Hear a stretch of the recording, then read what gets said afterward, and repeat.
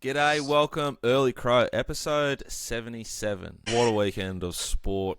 Kicked off with, I think there was a game of footy on Thursday night. I don't remember what it was. Oh, was it? It was, unfortunately. Yeah, Tough night for Carlton, a tough year for Carlton. Like, I don't know why they do it. They come out in the pre-season and they say, no, we're a top four list. We're a top four side, and they just put more pressure on them. It's going to be a very interesting week in the news, I reckon, for the great Michael Voss and the Carlton Football Club. But one question I had for you on that: Port Power, they're a scary footy team. Like they're kind of like punting. Like you can just have they're that sort of horse that can just jam you. Like one week they're not very good, and the next week that fucking jumps out of the ground, this horse, and it beat me. Like how? There's a big difference of variance in their output, is there not? what I've noticed over my 10 years is they play for Kenny like more than any other team, I reckon. And like when they have a loss or play bad, they bounce back really well. Like over the years, I think when they're under the pump, they'll just get up for Kenny, or Kenny will build the emotion up like high. Like this week, they come off we obviously beat them pretty well. Like only lost by like 20 points, but we probably should have beaten them by more. Carlton, they're under the pump. He would have been like pumping them up emotionally. These guys are going to come out and be wound up. So I reckon Kenny's done that to them. But they're well drilled. Like they've got some guns. Like I think Butters is like one of my favourite players. He's just so good. If you could Georgiades, have Butters or Toby, who you taking? probably Toby. But you're happy with either. Yeah, well, they're sort of different, different in a way, like but the same sort of brain inside Same the sort of head. word that we've just had to edit out about him. Yeah, yeah, yeah, They yeah, got a lot of go about him. yeah, yeah, yeah. But yeah, I think Butters and even like Rosie off halfback, is a very different player to Butters, but he sets them up Class. well. Mm. Even Asava, Ratugolea, Yeah. he's really turned his game. Lear let him have a Lear last week, so no, it was a good win by Port, but poor old Vossi and Carlton are under the pump. Yeah, what do you reckon? I don't think it's the coach's fault. I think it's almost never the coach's fault. Like, it's just so reactive, and this expectation that everyone's like gonna get to a point all the time. I'd say the most important person at a footy club is the whoever the like four or five people are that are picking the players through the journey, and like they deliver them to the head coach and the assistant coaches, and it might be the head coach in some situations that is Mm. heavily responsible for that list. But on paper, their team looks pretty solid, but it's not. You know, Yeah, I, I I think when you look at their sort of five, like they've got some Kerno, Mackay, Cripper, Wiedering, Walsh. It's like George Stewart this year has been really elite. Um, it's sort of like when they're not firing, it's sort of they leave it up to if they're not firing, they sort of don't play as well. And I reckon that's what makes good footy teams is your bottom sort of 10 or six players that mm, just play their role, do their role for the team, not worried about getting a kick or mm, trying to keep their spot in the side. If they just do their role, they'll keep their spot in the side. And sometimes that can get sort of caught up in it all, and all the pressure goes on, all the guns and things like that. When Cripps has been holding that club together for I don't know how long. mm. He'd be tired, and he just gives absolutely everything he can every single game. He's having a quieter year, but he's probably expected to have a quieter year after he's just won two Brownlows, and George Hewitt's starting to stand up. But yeah, I actually sort of feel a bit sorry for those boys. They've just been under the pump for 10 years, Mm, and they yeah. just they cop all the pressure, and it would actually affect you mentally for sure. But And they um, came into a like a at the time like a poor footy club, poor footy yeah. team. So they spent time, and that's what the fans and the narrative is built around. It's like because they bottomed out, they need to hit the top.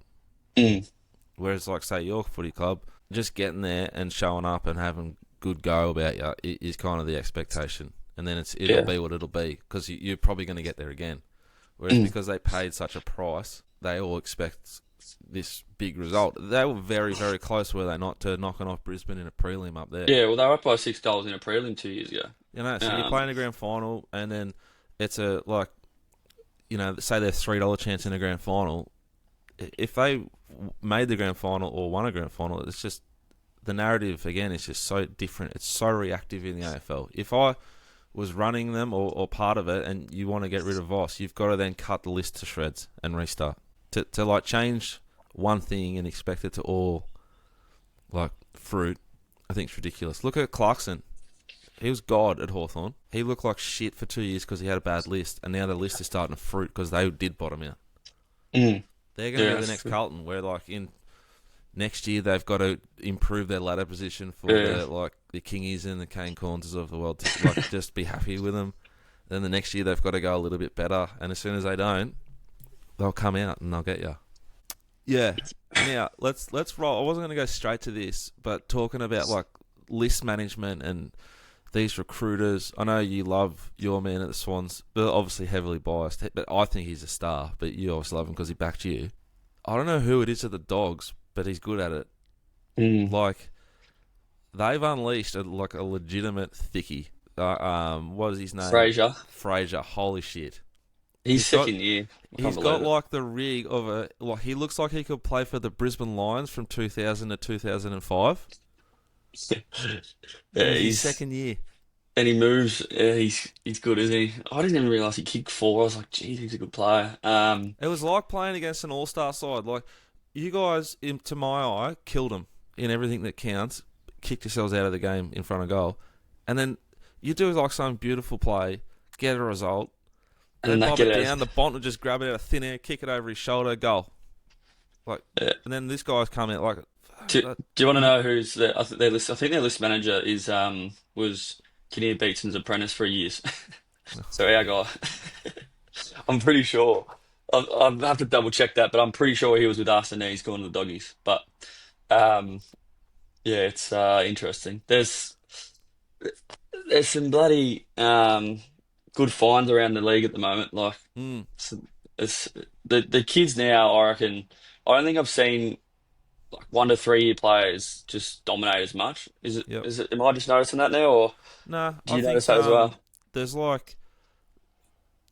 There's maybe it's because the teams like the lists are getting bigger because there's more teams or something like that, and there seems to be like specific holes that need plugging in clubs, and they're finding these holes and they're finding these players, and they're relishing the opportunity, and then I guess the challenge for them is going to be to maintain that and improve.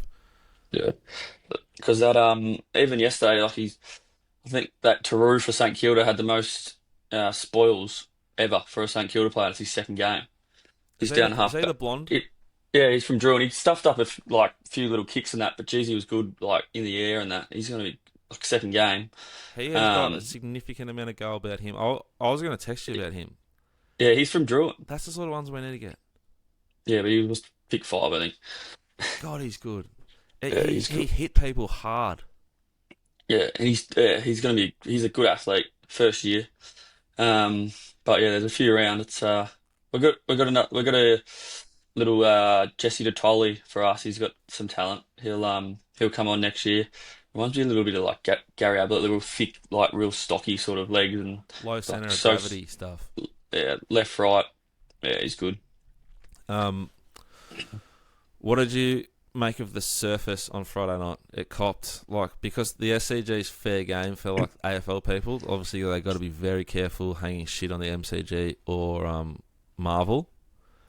Yeah, definitely Marvel. But my God, did they just let rip? It looked poor. It is an outdoor sport. Is it dangerous? Is the main question I have for you, in your opinion. And what was it like? I actually, to be honest, this is totally honest. I kept wondering why because they kept showing like on the TV, like the boys, the backs and that were saying, oh, it was absolutely cast. But I actually didn't notice it until sort of after the game, and everyone's like just complaining about it. Now I think about it, I was slipping over. I was like, fuck. So I don't notice shit like that. I'm like, I couldn't care. But like if the ground, like obviously I just hope no one ever gets injured because of the ground. But if it's a little bit slippery and stuff for smalls, it's all right for me. So I wasn't too fazed by it. But yeah, you just don't want to see someone get injured. It was getting carved up, and it's what is they had a concert there early in the year, but yeah, Andrea. Yeah, like I don't know why you wouldn't just go to the Opera House. Isn't the Opera Theatre? I don't know. I think he is. Like ticket sales, I just wanted to jam him in. Yeah, and so, but the far end doesn't get any sun at all. So like when we train, like it's just no sun there because it like Mm. the new grandstand is just so big and just just does not get that that 50. So the backs and that were slipping over like all the time. Like Lizard Late slipped over. Franger was slipping over. Well, Him and there's Lobby were probably a going few reasons why the big Frank dog was slipping over. He was completely gassed. We're going to get to him it. later on because I love what he did. Let's talk about the boys, the team. It's obviously externally, to my eye brain, it was a big challenge to maintain the effort and the, you know, how they froth the pressure rating. Yeah. The pressure rating would have been enormous against Port, and the question was like, are they going to have a bit of second up syndrome? Are they going to like rip and tear again? The laid outs early. When do you find out about them? And like, how does a group handle that mentally first? Um, yeah, Jolly was Thursday, Friday. Like Big Jolly's obviously big powerful boy. He's only I think he's only played like 5 game or a few games in 10 weeks, 2 games in 10 weeks. He's obviously had a little bit of hammy stuff. So they didn't want to risk him. Obviously it was sort of all or nothing and stuff, but you got to like try. Because if he did play and then like he does his hammy, the physios and the coaches looking at each other going like, "We told you." Like, so you got to listen to what they say, and it was especially because he played so well the week before, though he kicked 6 points, but Yeah, like he's had 18 touches to kick 8 marks inside 50, but it is what it is. He moved on, and we moved on, and we obviously we put in Buller. we played Jack Buller, who has played 1 game before. I thought he played his role. He bring it to ground, did some nice things. But then, Set shot was fucking scary though. To be honest, like yeah, as soon that as he started walking towards goal, I thought, holy fuck, you yeah, know. yeah, that's what I was thinking. First goal, poor bugger. But yeah, that was disappointing. But yeah, then Tommy was on game day. Yeah, that was Of all the teams to obviously get that like to have him laid out, the worst oh, team.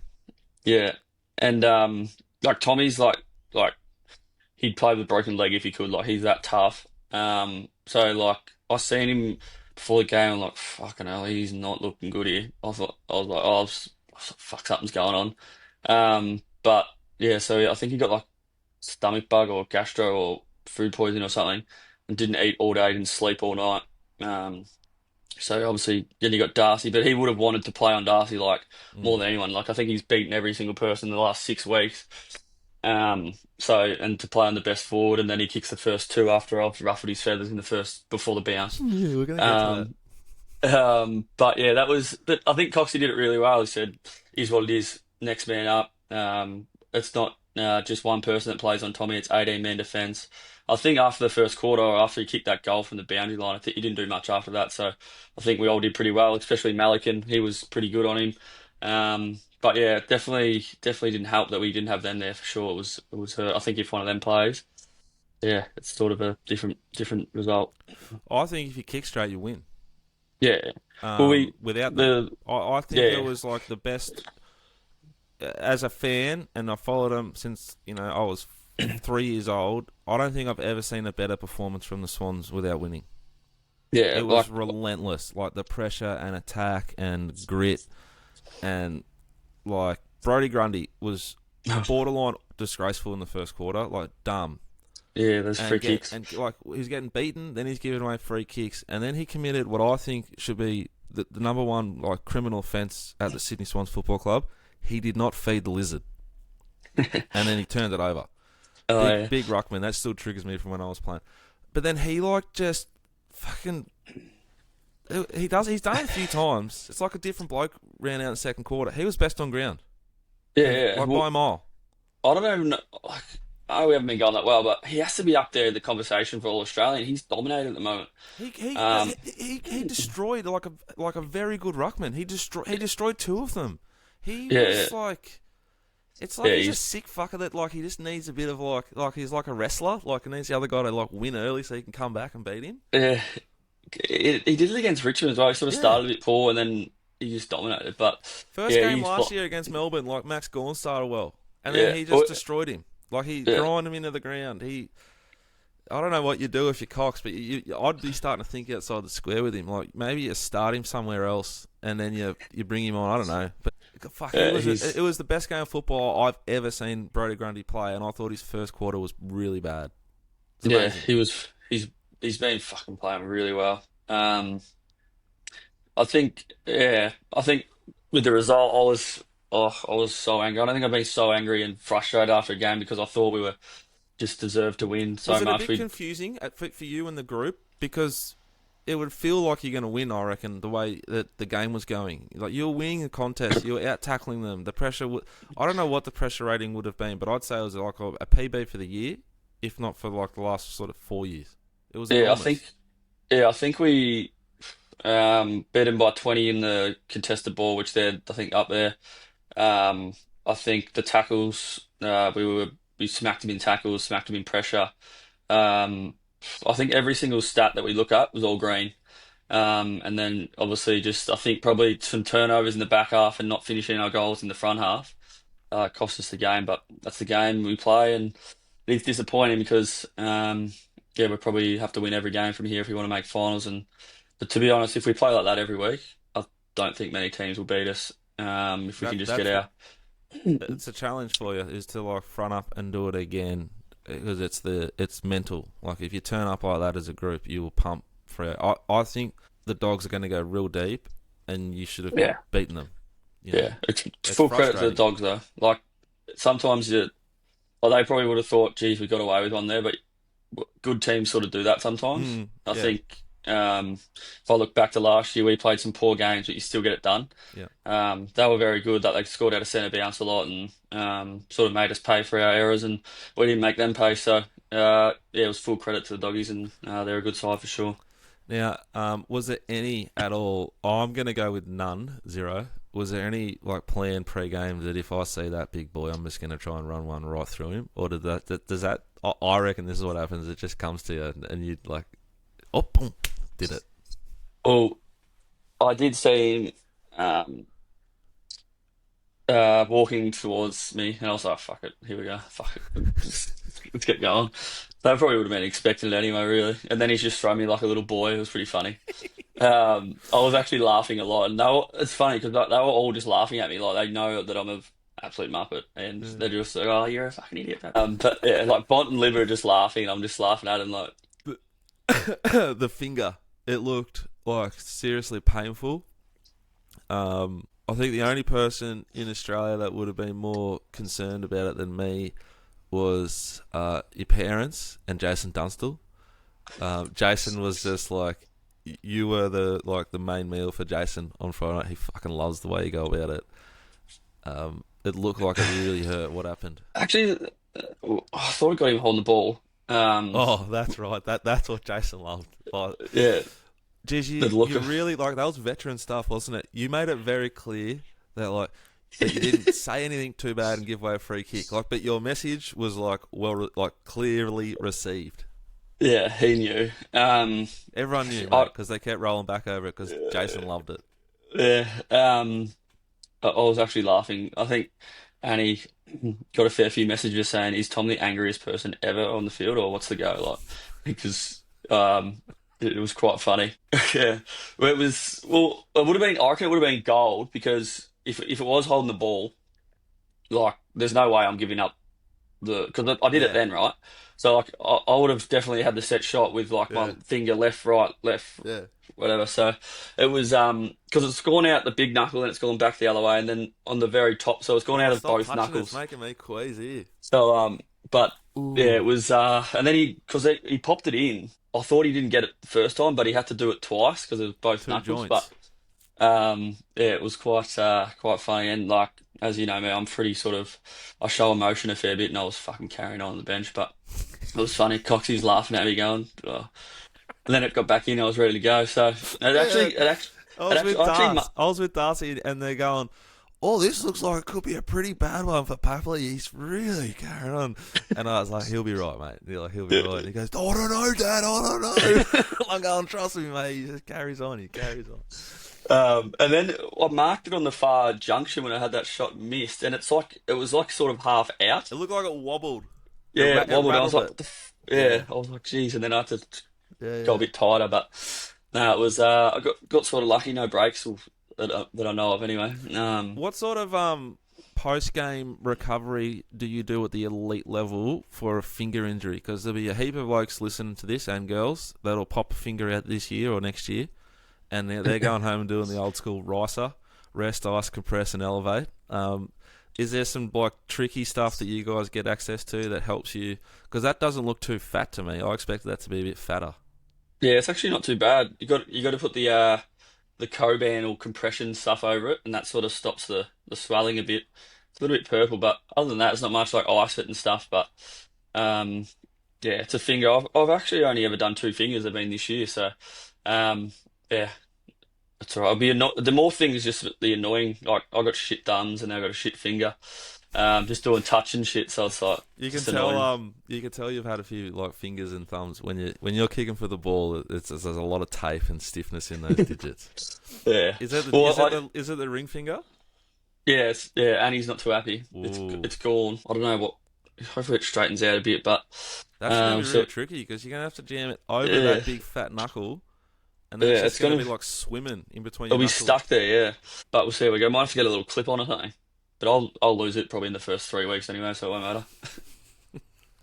Um, let's just dive into the goal kicking, and I will start by saying, if you want to talk to Dean, I'm happy to come up for 2 or 3 days, and I honestly reckon I could help the football club. It's a fucking disgrace. It is like like when we're playing golf, playing for cash, you can just tell the bloke that's like doesn't feel comfortable here, and he's a big like if you just whispered in his ear, he's no way he's going to hit this where he wants to. That's the majority Yeah, of the football club kicking for goal.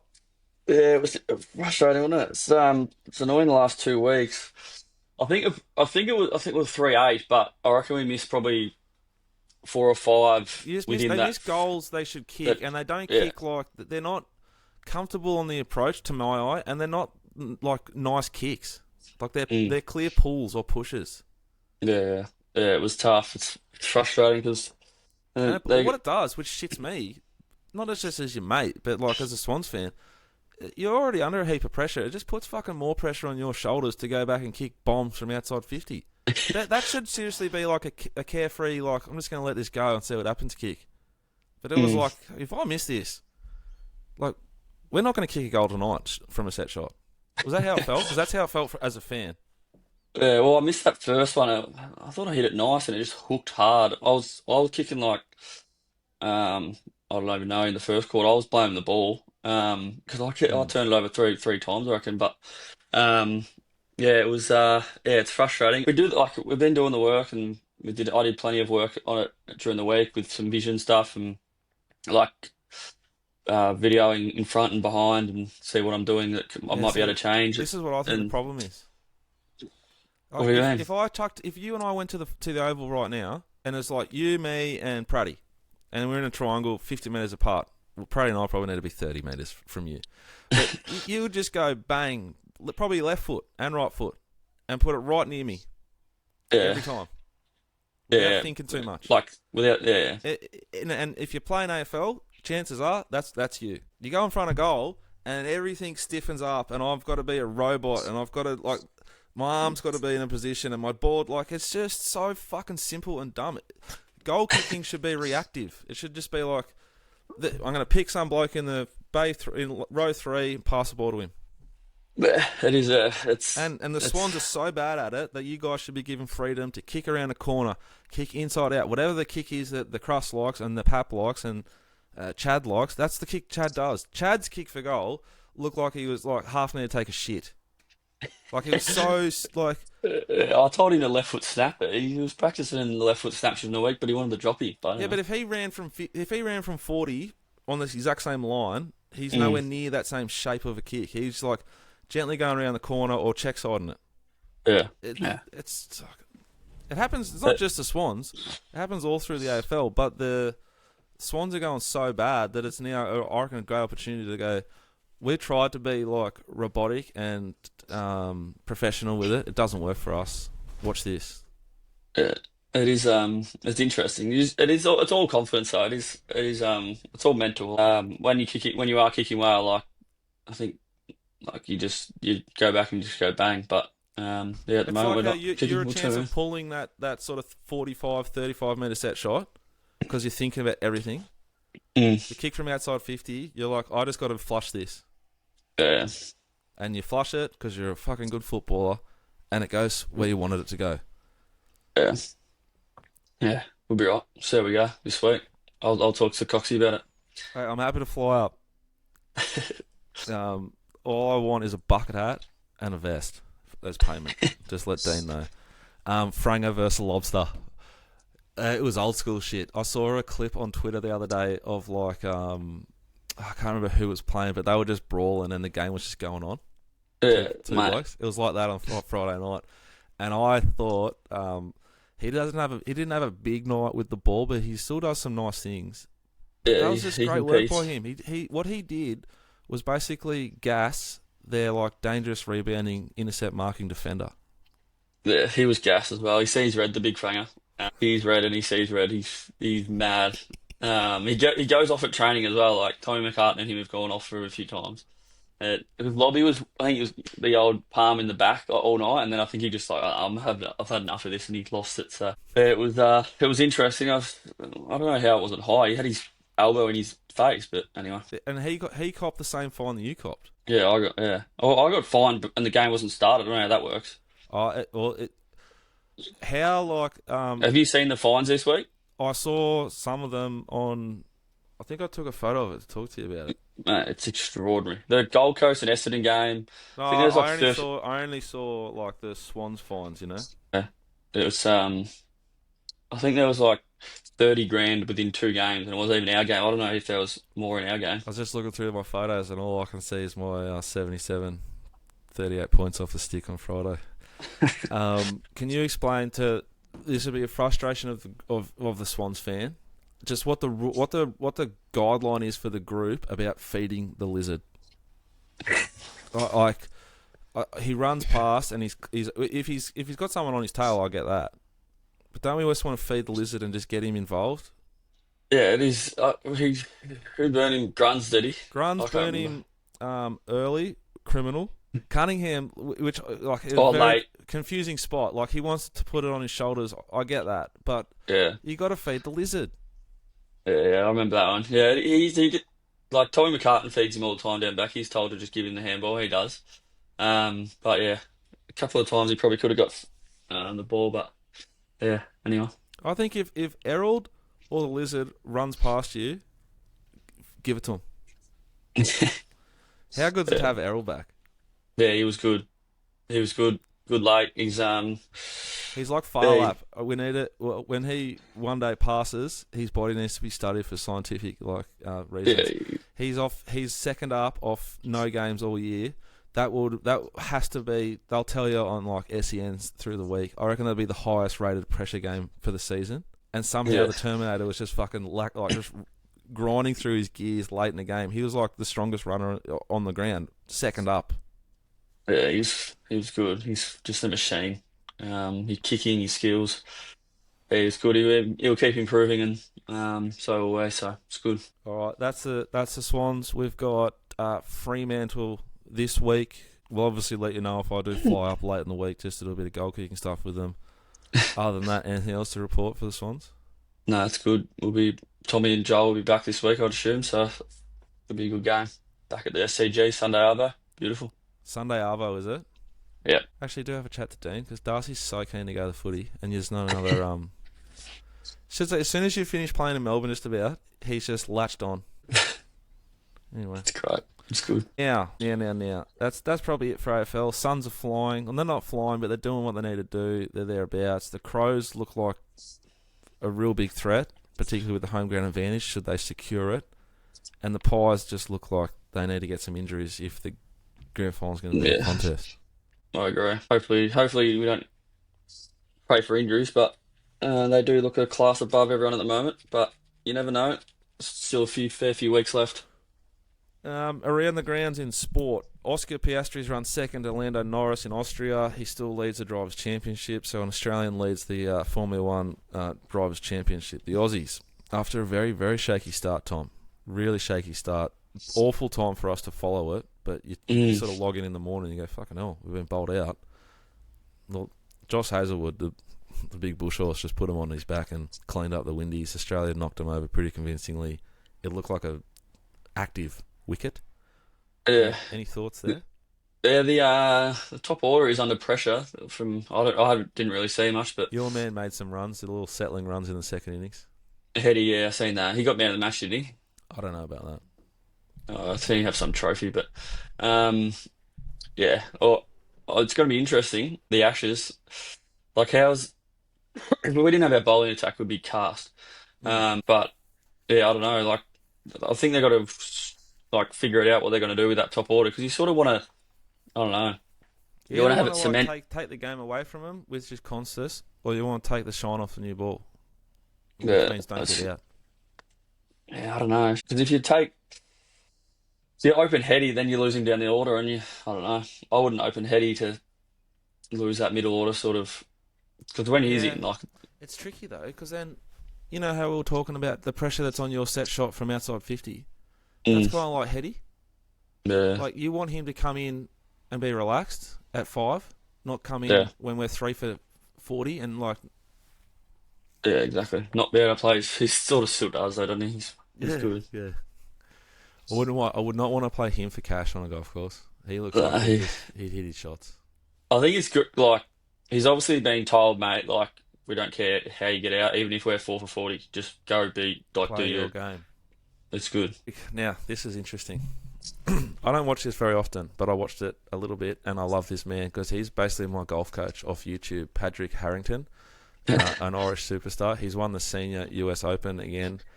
He's had a run-in with an official, which just got to go with the great man's version of events, and he was pushed along by Jimenez, a great ping man, who smokes the cigars and does that really random, flary pre-game like stretching and stuff with a cigar. But yeah, shout out to Patrick Harrington. He's won the senior US Open. Patrick Reed's won his first live event, which I'd say the live event was more interesting than the PGA, which was won by Pottinger. Check that name and the pronunciation if you need to. In the 5th hole of a playoff, 22 under, 5-4. 5th hole playoff. 3 of them finished 22 under, maybe. Jesus. Names that you don't really know. They really need to sort that out, these tours, I think. Did you catch any of the golf? No, I haven't watched golf. I didn't even watch any of the US Open except for the last 5 holes. Really? On the potty? Yeah. An absolutely famous win from the Thickies in the NRL draft. I reckon I would have been $3.50 on Wednesday night. Pumped them. Like, convincing win. Shout out to Jerome Hughes and Eli Katoa. Just big games from big boys. Mate, how good was Katoa? Is that from Storm? Yeah. Mate, do you watch that game? I picked him third. Yeah. It's funny. You guys played good, so I'm into footy. If you got like when you played Adelaide and you weren't playing, I don't watch another minute of AFL for the whole weekend. But I set my calendar, as you know, for the Storm Sharks game. Not even because of the Supercoach. Just thought that would be a good game. It was 2:00 on a Sunday. Yeah. Sharks turned up. They did like the big pre-game during the week, the heavy chat. Lay it out, guys. Which is really risky stuff, I think, when you got to go to Melbourne and play the Storm. But they showed up and they were good early, but they got pumped. Yeah, Storm were good. I was on them, which is good. Hey man, my man pulled through again. Really? What, 13 plus or just? No, I think the line was 8.5 or something. Did you watch it? Yeah, it was elite. Katoa was massive. Yeah, well, it was sort of just like a bit of a just defensive game early on, and then they broke through. They were niggling that left edge. Like if they got that right, all of a sudden it's like Sharks in front. Yeah, true. They had a couple of fumbles in there. Number 2, what's his name? Did his hammy as well. He stopped 2 tries in the first half, and then intercepted one. Oh, I'm gonna get it because he's full, a gun. And then he did his hammy in the. He was running down the wing and did his hammy. I think it was a bad one as well. I reckon Longo. Yeah, it's a bad hammy. He was full sprinting and it went. So big out for the Storm. I reckon he's a good little player. I wonder who they'll bring in to cover that. We have no idea. Could be an edge there for Supercoach players. The Hammer from the Dolphins Shibasaki. Shout out to I think it's like Ballers podcast, like it's a Supercoach thing. I've been around for a while. Mm. Tubes, who I play golf with on Friday, called this guy the young GI at the start of the year, and everyone's taking the piss out of him like you're an idiot, Tubes. He just keeps racking up the Supercoach points, and now he's been selected in Game 3 of the Origin, so he could be the young GI. Wow. And the big, thick mullet man, anti-needle, anti-vaxxer, Josh Papali from the Raiders. 3 big ins from Billy Slater. Ponga ruled out injury.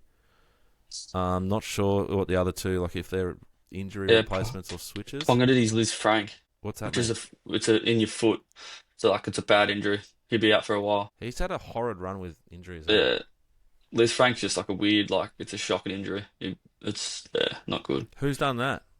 That's what Ponga's done. It's like in your foot, it's like the top of your foot. Who's done that in your world? Kano's done it, I think. Kano's done a bad one. Did like a small one at the start of the year as well. Yeah. It's like the bones in the top of your foot or something, I think. I don't know, or a ligament, fuck do I know. But it's not good.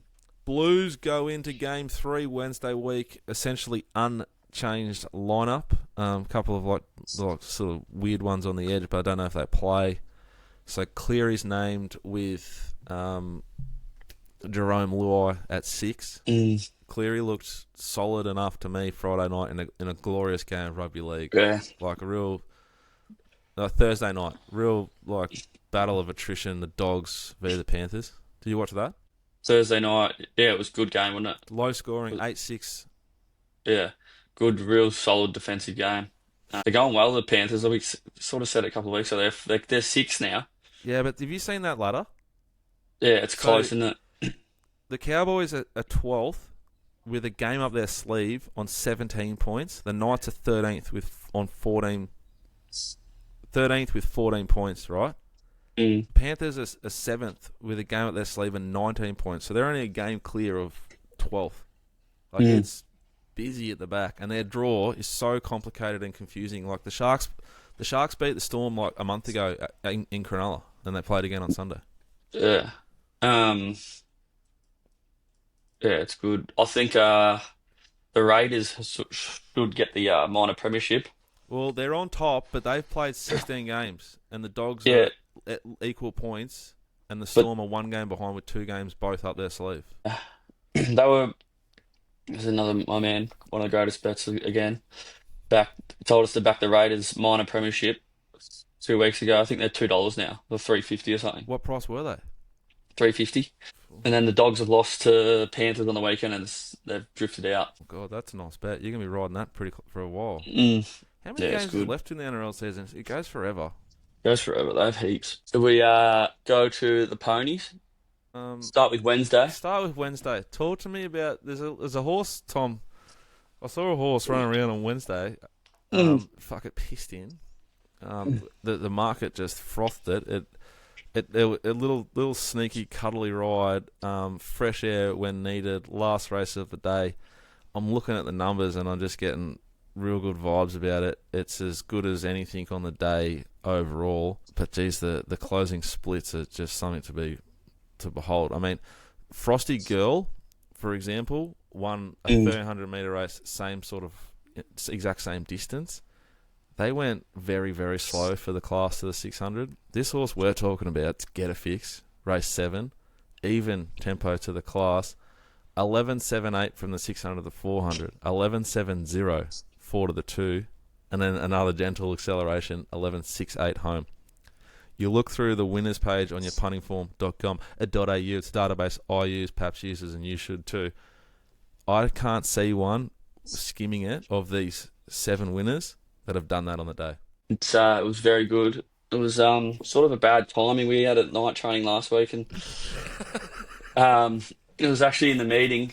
Coxie's pretty good. He's got a few horses. He likes to pun here and there, and he knew it was running, and he sort of delayed it a bit. We had some stuff going on beforehand that we do, and then he's sort of going through the team. I've just had it sort of in my lap, and I've just sort of looked down, and I've just seen J-Mac open the gap, and seen it sort of striding out by 3 or 4, and it's won by 6 in the end, I think. And yeah, it was very, very good to very good to see that the numbers backed it up. It's looking good. So just hopefully work through the grades now and get some prize money. And I don't know what the spring might hold, but um, loves it fresh. So I think I had 50 to 60 days, had some blood stuff, had a trial in between.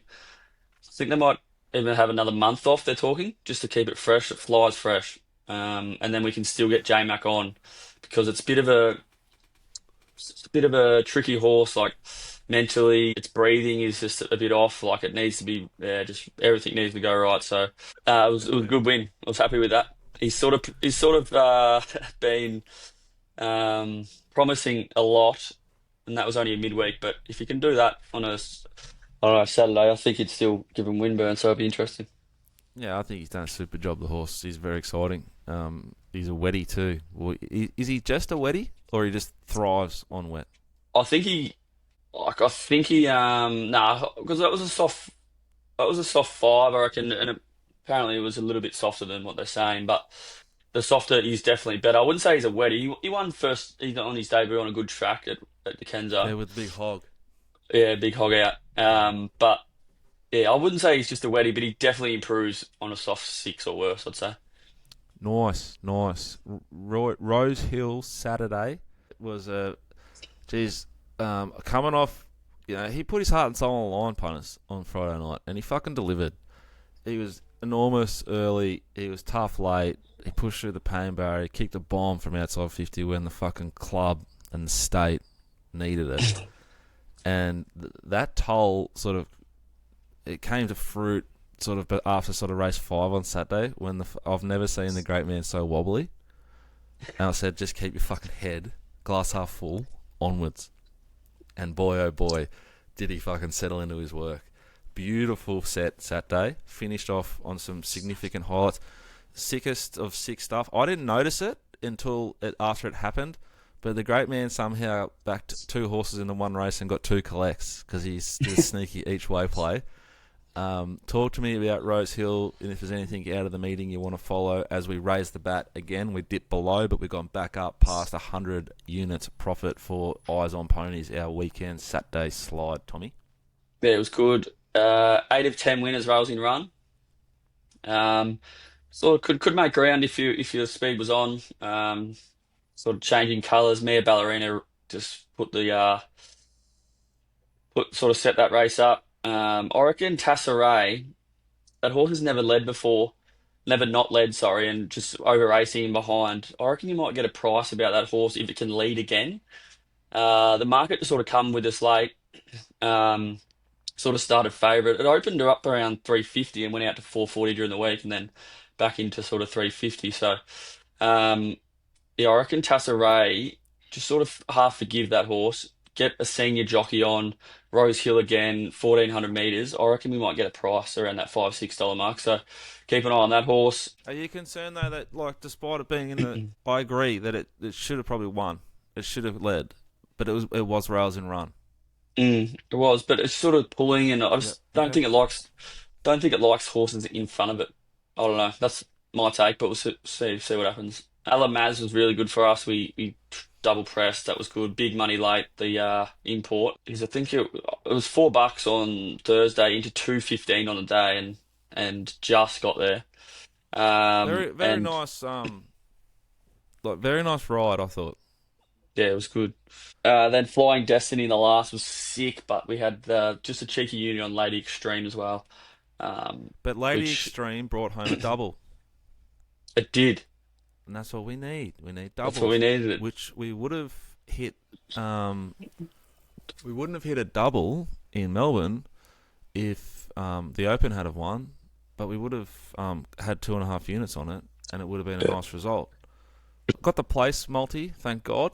But the ride from Dan Yendel, which didn't get a mention in the steward's report, was really, really unintelligent. He was in the 1-1 in lane 2, which was the position, lane 2 or 3, that 1, 2, 3, 4, 5, 6, 6 of the winners of the 9 races were in. And he decided to go back to the fence, to what was inferior ground, and then he was held up key stages. It was incredibly frustrating. The horse was heavily backed, And I had a really dark day on Saturday, the biggest losing day, the first proper losing day in a long time, actually. And it would have been not as bad had the Open won. We took We were very 350. stiff though. Well, we backed Run Like Encryption, which was held up key stages and should have won, and we took like $9. And we backed Behaviour at 55-1, which ran second. Flew home, held up because we were both held up. The only two runners in the race that were held up, we were on, and they ran second and third. We backed Elevy, which was held up key stages and probably should have won. And we took $10 about it. So yeah, it wasn't a bad set, but it was a bad day. Overall at Caulfield, I don't think there's a lot of interesting stuff to take out of it. Satty's numbers really strong and genuine, and justifies the horse's sort of status as a good horse. You'd anticipate that it improves into a sort of spring campaign. It's going to have this fitness on its side versus these other stayers. This horse started right in the market in a Caulfield Cup. Travelled beautifully, didn't it? It was our only winner for the day. Great ride, Logan Bates. So he let the thing cross him and got off the fence into lane 2, then into lane 3, which was where all the winners were. So well done, Logan. Yeah, it was a tricky day. Should have backed Harry's Yacht. That was the biggest mistake I've made in a month. I backed one horse instead of it and the other horse, just for show. Just for show, went back, given none.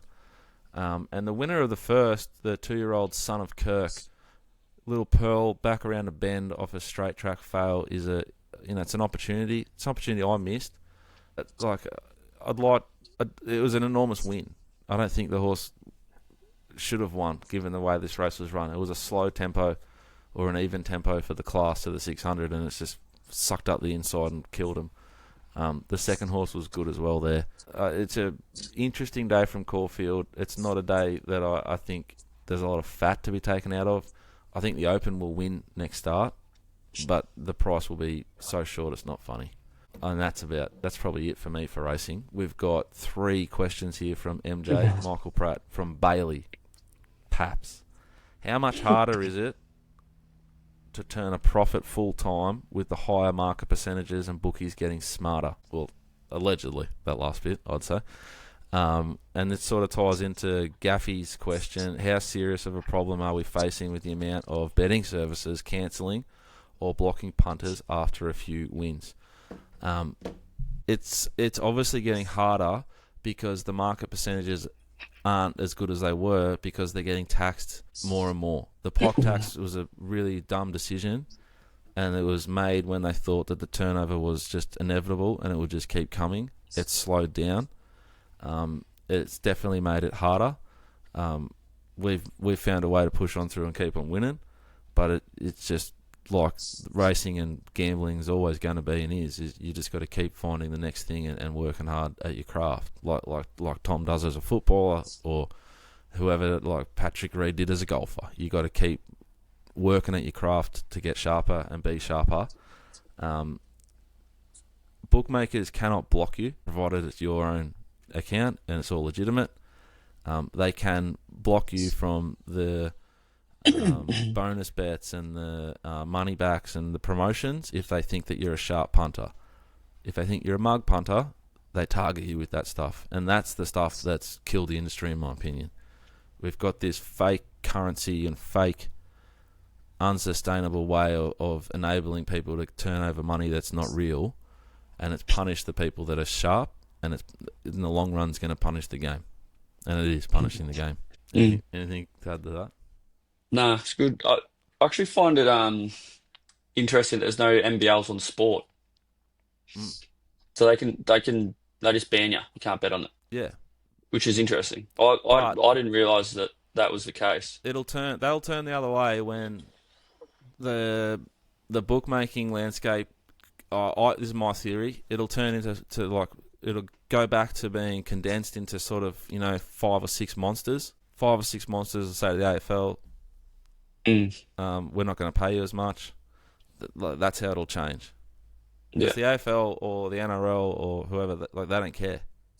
racing bodies need the turnover and therefore force them to have NBLs. It's not the bookmakers that want the NBLs. It's the racing It's the government body. boards make them have it, right? That's been the Early Crow episode 77. Hope you enjoyed it. Hope you have a phenomenal week. Behave yourselves, gamble responsibly, and we'll see you on Saturday with Eyes on Ponies, where we are 103 units up and looking to flare right up. Next goal is 200. Have a great week. Bye for now.